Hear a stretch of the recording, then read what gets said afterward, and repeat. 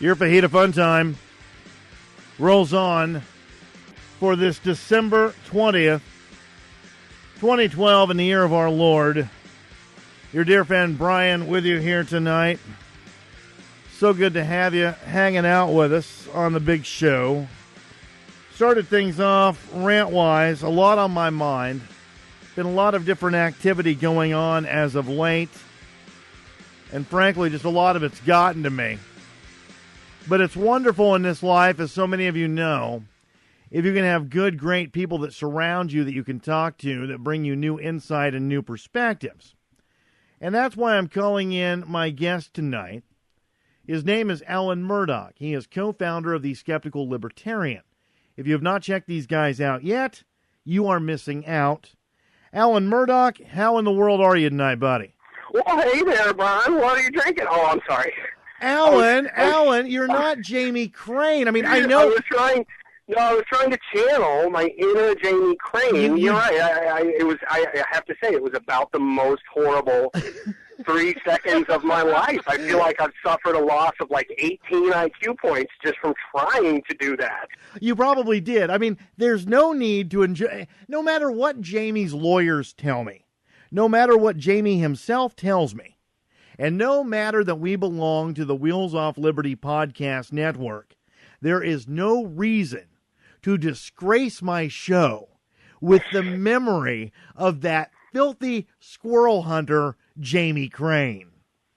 Right. It's a little bit embarrassing for all of us that any of our names are attached to Wheels Off Liberty, I suppose. It really is, but as opposed to, of course, a very classy, sophisticated, educated, pinkies up sort of organization like the Skeptical Libertarian. I am a co-founder of the Skeptical Libertarian. My relationship to them is actually a little bit like Jamie's relationship to the English language. That is to say, I know what it is, and I have partaken in it, but I haven't actually contributed much of anything useful to it as an institution.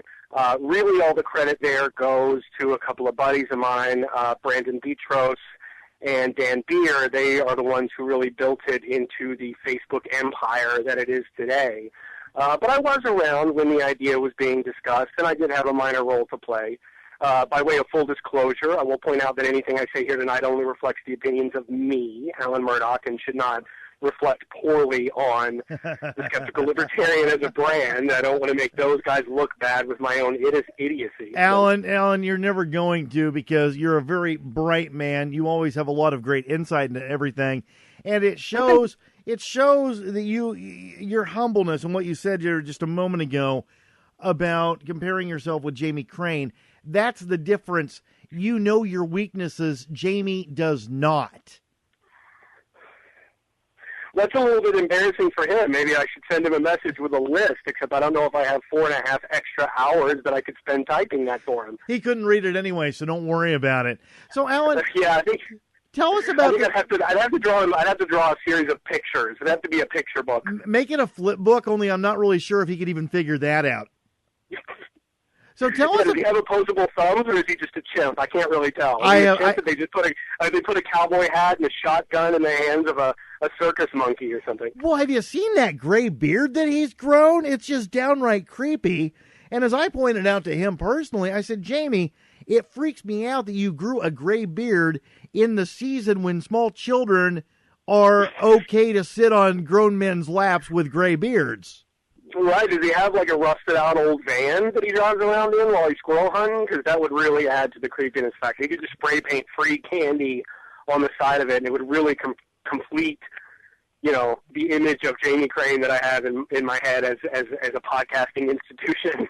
Well, Alan, that just strikes me in a number of different ways.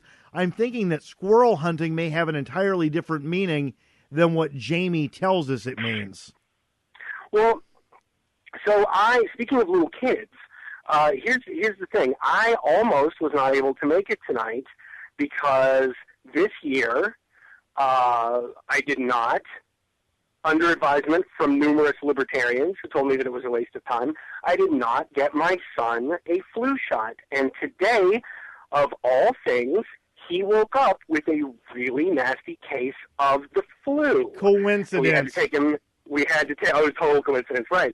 We had to take him to the doctor. We had to go pick up some Tamiflu, and he's really, grumpy and everything. Tamiflu. Now, my understanding is that you actually have some thoughts on the flu vaccine. And I would like to hear those. You want to hear my thoughts on the flu vaccine? For a segue? That was a pretty great segue, right? That was pretty freaking brilliant, man. And I just want to tell you something.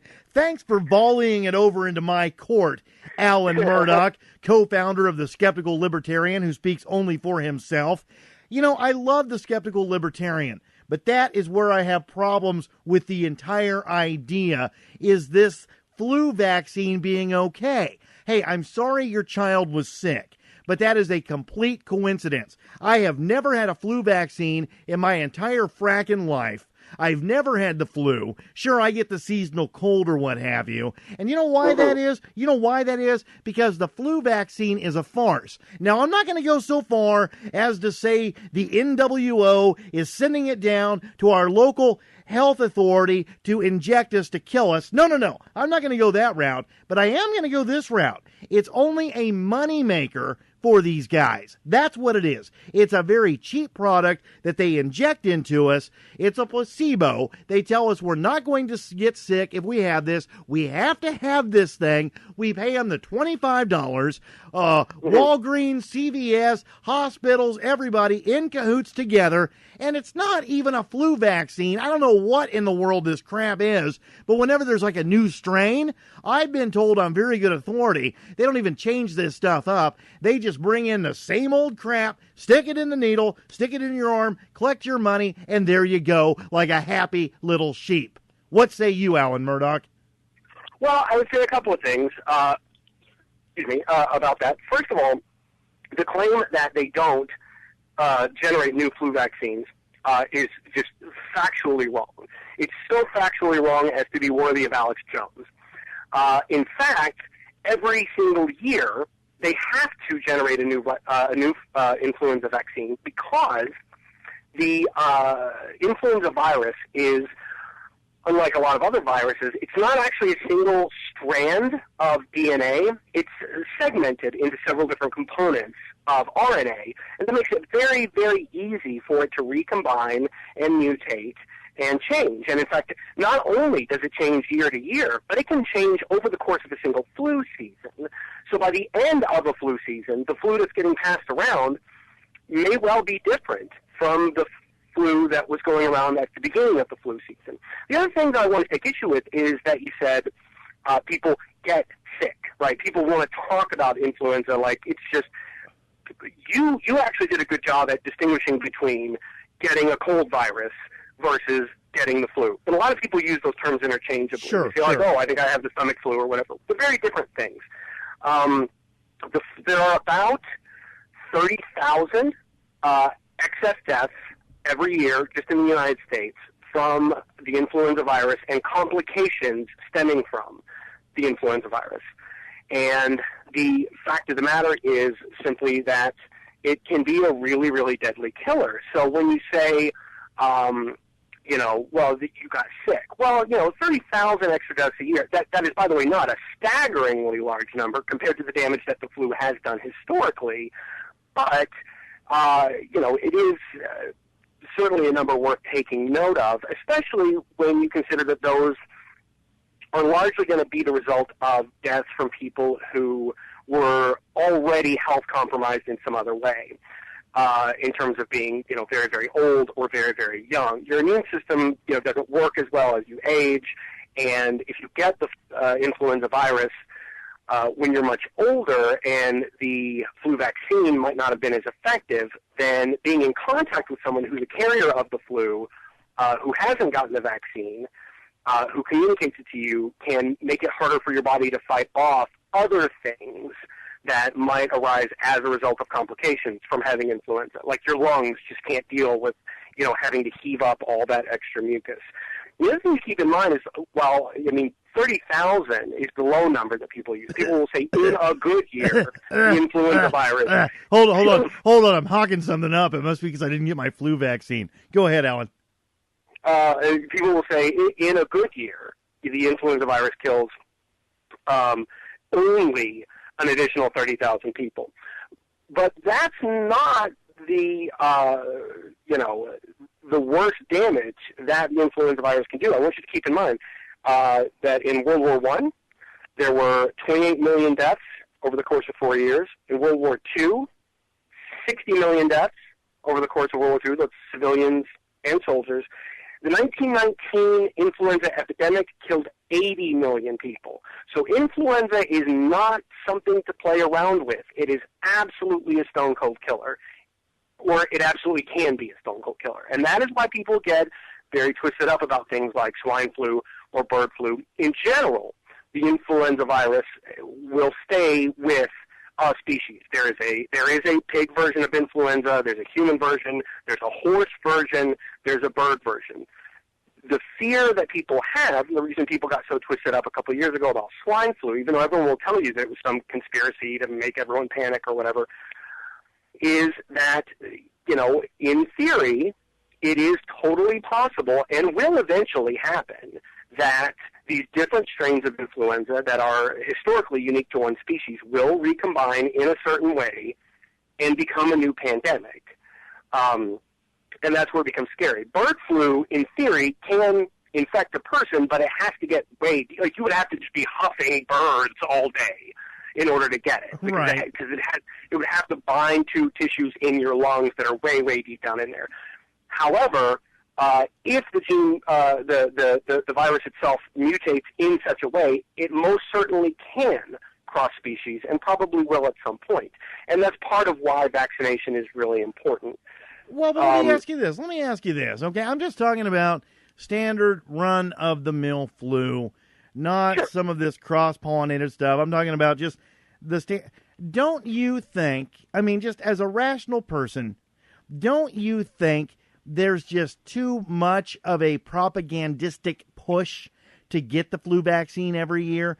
Don't you find it in the least bit suspicious why the corporate powers want us to have that? And again, I'm not saying they want to kill us. I'm not going to go that route.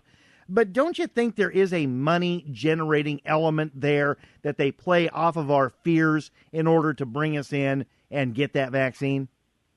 Well, in general, vaccines are not an area where pharmaceutical corporations tend to make most of their profits. It is far more profitable for a pharmaceutical company for you to become sick and then have to go in and take expensive medications to cure your illness. Now, I don't know about where you live. Where I am in Kentucky, flu vaccine costs about $20, $25. I have no idea how much goes into the cost of production of that. Again, further disclaimer, I'm not a healthcare professional. Right. I'm not, an expert in the pharmaceutical industry. I don't want to sound like I'm, playing at being an expert in something that I'm not. This does get at another point that you made at first, and that I needed to address, is you were saying they just give you the same thing every year. They absolutely do not. Because of the rapid rate of mutation of the influenza vaccine, they have to, every year when they are developing next year's vaccine, they have to make educated guesses. And by the way, normally they are pretty good educated guesses. But they have to make educated guesses about what next year's mutations are likely to be. And that is research and development. Research and development costs pharmaceutical companies money. And I promise you, it changes every single year. There is some scientist somewhere working in a lab going, what is next year's virus going to look like? Well, and I understand that from the scientific perspective, but I want to go back to the corporatist perspective.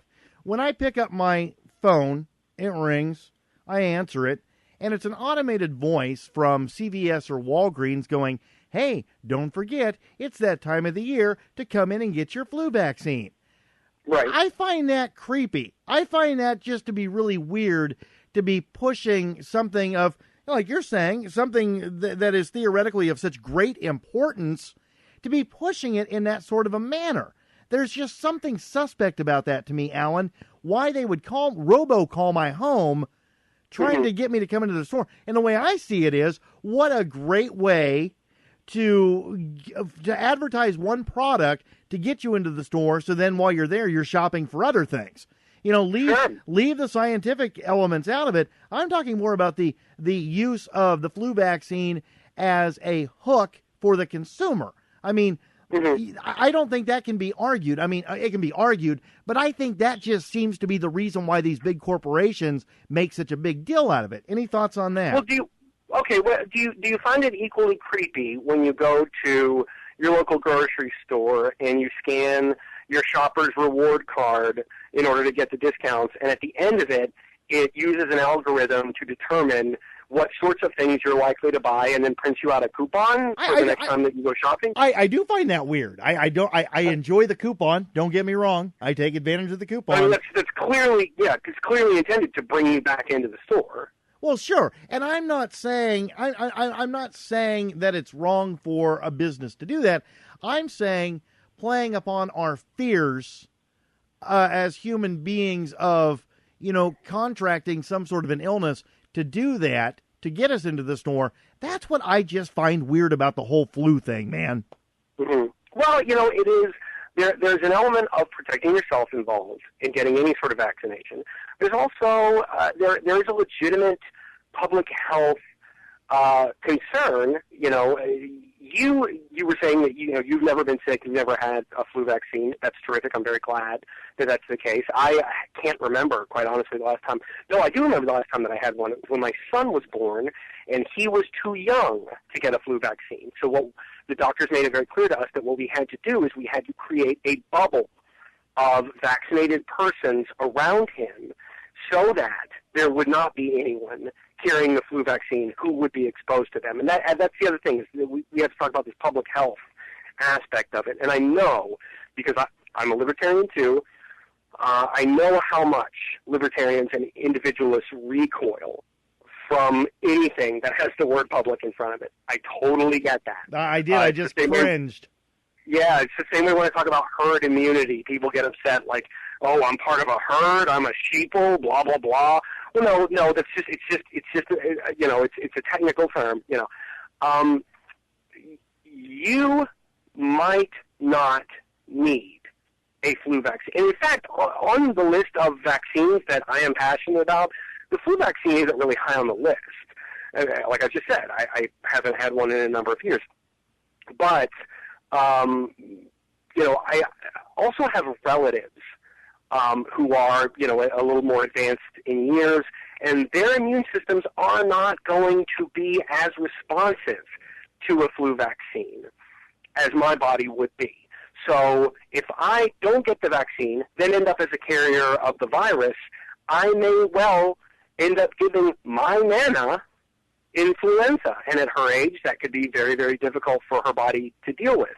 By contrast, if I've had the vaccine and then I'm exposed to the virus doesn't hurt me, it doesn't infect me in any meaningful way. Even if it does infect me, it will affect me less if I've had the vaccine.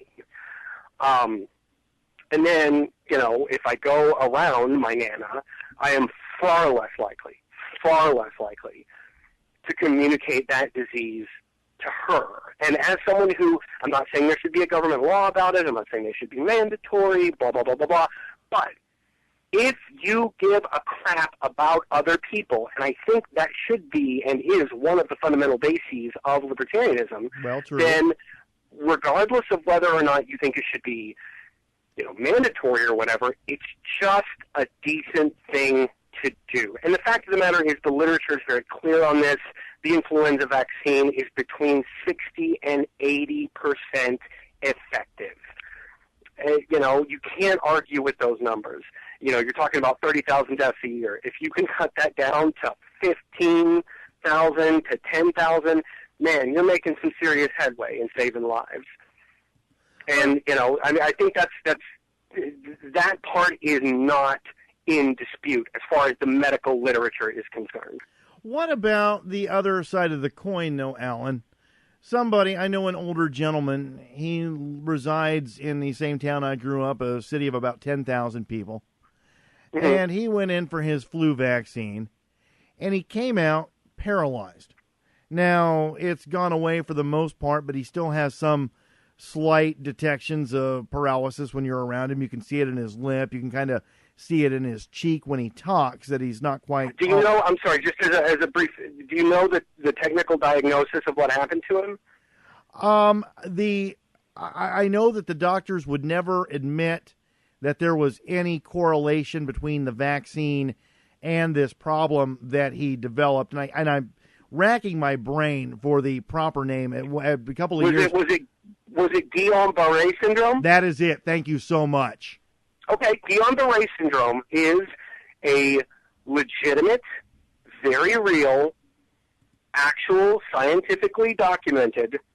Okay, in other words, I'm not contesting it. That is a possible side effect of getting the influenza vaccination. But I anticipated that you might bring that up, so I did a little bit of research before this phone call. And I dug through the statistics, and here's what I found out.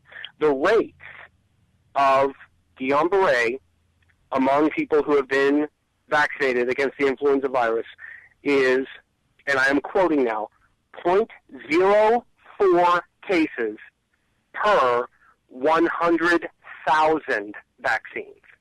That number, and I don't say this to discount the health or well-being of your friend, but that number, statistically speaking, when you're talking about large populations, is insignificant, and you are far, far, far more likely to die from complications associated with the influenza virus than you are to be struck by Guillain-Barré. Well, there were just a couple of odd things about the whole thing, and I understand that. I had read those numbers myself. I guess it was just really strange timing, because when this happened, I was really into the Alex Jones thing. I had actually interviewed Dr. Sherry Tenpenny. I know she's a good friend of yours. I had just really been doing a lot of research into the other side of thinking on vaccinations when this happened. And so it was very strange that something so rare would occur just at the same time that I'm gaining this awareness that there is another side to the coin, so to speak. And I am absolutely conceding that your friend might have been one of the 0.04 cases in 100,000. I have no problem with it. Here's the thing. Let me make this very clear, because I think that a lot of people on the other side of the vaccine debate want to straw man this, okay? No scientist or skeptic worth his salt will tell you that vaccines are 100% safe and 100% effective all of the time. There are risks involved in any medical procedure, okay? What it's about is looking at cost-benefit analysis. What are the risks involved versus what are the potential payoffs, okay? And if you look at the raw numbers, you know, the risk of someone developing Guillain-Barré syndrome versus the risk of someone dying from influenza or complications associated with influenza, it's not even on the same chart as far as that goes. And that's the same thing that I say to people, you know, when they say, you know, I had a daughter and I got her this vaccine and she developed, you know, a horrible malady as a result of the vaccine. And let's say that this is not like the autism thimerosal discussion. Let's say this is an actual thing that can happen. I say, yes, that's horrible, and I weep for the circumstances that you have to deal with now and that she has to deal with now. But that does not change the fact that when you look at the numbers involved, far more children would have been hurt or would have died if that vaccine had not existed. And it's easy to pick out the one thing. The same way, you know, everyone now is talking about the Sandy Hook thing, and I'm not talking about it, but I'm just using it as a parallel. Right. Everyone wants to say, look at this thing and how it proves that we need gun control.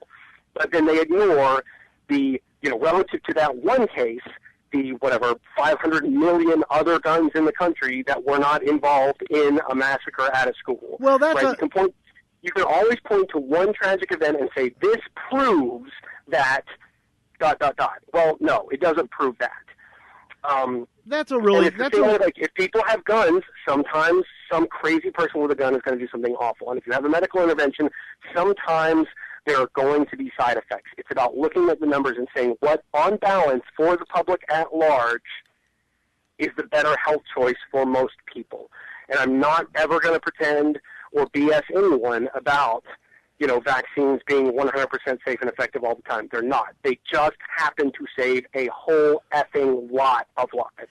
Well, and I think those are really good points, Alan. And I'll tell you what, after the research that I've done and after, my conspiring with the whole idea of this or that, I do agree with you. I would say 98% of it. I guess what bothered me so much in the instance of the gentleman that I know, the medical professionals involved would never admit, like you just said, any good skeptic, any good scientist will admit that, yes, that, is a possibility.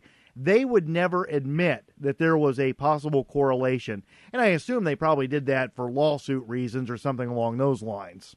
As far as I know, pharmaceutical countries, and please double check me on this, but this is a conversation that I've had with many other libertarians, including Mark Edge. I know you know Mark. Sure. And this is one of his objections to vaccines, that pharmaceutical companies are not capable of being sued in a court of law for negative health outcomes that stem from having some sort of vaccination or whatever. If you're the right. Doctors would, and I don't know enough about Guillain-Barré syndrome to know what other things might cause it. I only know about it in the context of this debate. So there, as far as I know, might be 5 or 10 or 100 other things that could cause Guillain-Barré. It could be that the doctors simply didn't want to say, yes, there's some correlation here, because Guillain-Barré could have been induced by other things as well. I honestly don't know. And when I say I don't know, I'm not trying to deflect. I'm just saying I haven't done the research. Well, Alan, being the very bright guy you are, and we are talking with Alan Murdoch tonight, co-founder of the Skeptical Libertarian, on the Fajita Funtime radio show on this 20th day of December 2012, year of our Lord. There's another study that has just come out, and I don't know how much opportunity you've had for hands-on research with this, but something about squeezing the boobs can help prevent breast cancer. Have you read that study at all, or seen it moving around out there? Well, here's the thing. I've seen it moving around. As far as the study itself goes, I haven't read it. I know pretty surely for a fact that you haven't read it. In point of fact, when I poke around on the internet, I can't find anything about the study in terms of published work. What I was able to find was that it was a paper that was presented somewhere by someone from, I think, UC Berkeley. I certainly, like the idea of the study. Me too. I had already regarded breasts as something more or less akin to magic, and the idea that squeezing on them could cause magical health outcomes certainly appeals to me. But I also know about something called confirmation bias, which is that you tend to trust sources that confirm your existing beliefs. Well, sure. And, so and you know what? In this instance, I think I'm just going to go with that. I think I'm going to leave all scientific fact out of it. I'm just going to believe what I've read on Facebook, and therefore I'll be a happier person on my next date. We'll just say that. I think that's probably a perfectly sensible way to go with this particular topic until and unless more data comes in. I think the way I feel about it is sort of about the way I feel about intercessory prayer, which is that all of the data that we have on praying for a sick person in order to try and petition God to make them better shows quite definitively that there's absolutely no effect to intercessory prayer. Now, I'm a pretty hardline atheist. It seems like you're sort of something of a believer, so I'll leave it to you to interpret that data however you want to. Well, see, I'm one of those guys. I am a Christian. I make no bones about that. I'm very proud to be. But I don't think, I agree with you along those lines. I don't think praying to God is going to do any good in an instance like that. That's not what prayer is about. Prayer is a very personal thing. It's not about some you send these little vibes up to the big man in the sky, and suddenly he does magic tricks and makes everybody better. No, I don't believe that. In fact, I think that's insulting to God. I think that's insulting to Christianity to think that way. And that's what leaves me. That leaves me on an odd plane of Christians. They look at me like I'm not a Christian because of it, but so be it. That's the way I see that. No, here's the analogy that I would use. It's like, I know for a fact that you use Facebook because we are friends on Facebook, and I'm sure most of your listeners do as well. It's a little bit like when you see a picture on Facebook that says, if this picture gets 5,000 likes, then this little girl will get free brain surgery because she has brain cancer. The idea that there's a doctor somewhere going, Amy, I'd like to cut that tumor out of your brain, but so far this status is only at 4,112 likes, so I'm sorry. I'm just going to have to let you die in a horrible, shriveling mass of suffering. This idea that, there's a God, but that, God is looking down at all the suffering in the world, and, he's sort of picking and choosing randomly who to call up into the heavenly host and who to leave down on this moral coil for a little bit longer, and he's going, well, who prayed the most for Ed? Did at least 300 people in Ed's congregation, pray for him to get better? Because I want to put the cancer in remission, but, if he doesn't have at least 295 or 300 friends that are telling me what to do, what's one of those things that it makes the prayer, the person who's doing the praying, it makes them feel better. And to that extent, I'm actually okay with it. I don't believe in a God. I don't believe in communication with God or whatever. But if it makes you feel better to do it, if it makes you feel more like a decent, loving, caring, involved human being, then go ahead and pray for Ed and his affliction or whatever. But you might want to consider that instead of spending 5 minutes talking to an imaginary bearded man who lives in the clouds, that instead you make a sandwich and drive to the hospital and give that a sandwich and hang out with him and be his friend, because that's what he actually needs right then. Well, you know not what? Intercessory prayer. You know what? You just struck upon a very strong Christian note. I think it's much easier to sit in your house and feel better about what you're doing when you're praying, because there's not really any action involved. And when you actually take that moment and go spend time with that person, I think that's a more Christian way of going about it than just praying on their behalf. Well, and Murdoch, go ahead. Yeah, go ahead. No, go ahead. I was going to say that's a thing that you can find. Certainly in the Hebrew Bible, there's a lot of awful, evil things in the Hebrew Bible as well. But that is the thing that's good that you can find in the Hebrew Bible and also in the teaching of Jesus, is that it's not about just sitting there and saying, well, God loves me and I should love him back and I should pray for forgiveness or whatever. There's a lot of saying, like, you need to go do something for someone.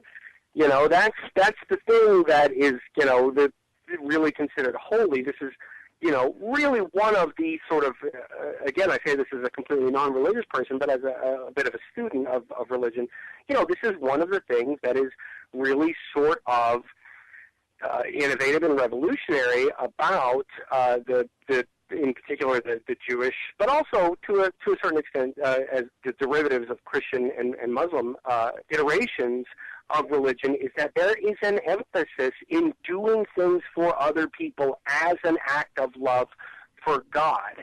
And monotheism has bequeathed a lot of horrible, evil things unto the world. But that happens to be one of the good ones. And, in ancient Roman times, you made a sacrifice to the gods, and that was your duty that you did to the gods. There wasn't like a Roman god that said, go to your neighbor and give them bread if they're hungry. Monotheism does that, and that is an important aspect of moral revolution. I would say that the moral revolution involved has to do fundamentally with empathy, which was not inherently an aspect of pagan religion, and that you certainly don't need religion to express that empathy and that compassion. but it is a contribution that monotheism made. And for all my criticisms and all my friends, my fellow atheists, for all the criticisms that they would make about it, I think that if a lot of them dug around into the history of religion, they would find that. And they would agree with me that it was a commendable moral innovation. Well, Alan Murdoch, the producers are flagging me down. We've gone way over the magical 30-minute mark. Thanks so much for dropping by the show tonight and spending a little time. Thank you so much for having me. It was my pleasure having you float around on this little fajita of freedom and liberty, sir. We will do it again soon.